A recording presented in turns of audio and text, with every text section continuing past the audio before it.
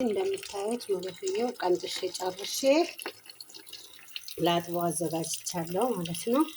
እና ደግሞ ስታጥቡት አደራችን በደንብ እጠቡት። አሻዋ እንትን ይላል ጥሩ አይደለም። ወዱ ውስጥ ከገባ ወደ ኩላሊት ጠጠር ምናምን ይገባል ስለሚባል በቃ ግዴታ መጥራት አለበት። በአንዴ ብቻ ሳይሆን ማጠብ ያለባችሁ እንደዚህ እያረጋችሁ እንደዚህ እየነሰነሳችሁት ማለት ነው። እያጠለላችሁ ማውጣት ውሃው ላይ እንትኑ ይወጣል። ፈሻዋ ወደ ውሃው ይዘግጣል ማለት ነው። አንድ ሶስቴ ስታጥቡት ይጸዳል። በአንዴ ብቻ አይደለም። እያረጋችሁ እጠቡት። 3 ጊዜ ጠቡት። ውሃውን እየደፋችሁ 3 ጊዜ ካጠባችሁት ይበቃዋል። አንዳንዱ በጣም እንዲህ ውሃ ሲጠጣ ወይም ደግሞ ዝናብ ዘንቦ ወደ ላይ ስለሚለቅበት አሸዋ አንዳንዴ 3ቴም ታጥበው የማይጸዳ ጊዜ አለ። እሱ 3ቴ ግዴታ ሸርጦ አይደለም። ከዛም በላይ ሊታጠብ ይችላል አሸዋ ካለው ማለት ነው።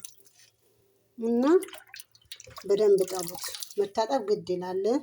ቢፈጭ ራሱ አሁን ምሳሌ እኔ ፈጭቼ ነው የምሰራው ማለት ነው። እንደ ኢዳም ነው የምሰራው። እንዲህ ቅጠሉ አይደለም። ታውቃላችሁ ቅጠሉም ይሰራል እኮ በሩዝ እንዲበላ በዶሮ ተደርጎ ቅጠሉም ይሰራል። እኔ ግን ፈጭቼ ነው የምሰራው። ግን ቢፈጭም አሻዋው አይፈጭም። ያው እንዳለ ሆኖ ይቀመጣል። ወደ ሆዳችን ነው የሚገባው ማለት ነው። አፈር ሲሆን ችግር የለም። አፈር ስለሚቀልጥ ማለት ነው። አፈር ይቀልጣል፣ ችግር የለውም።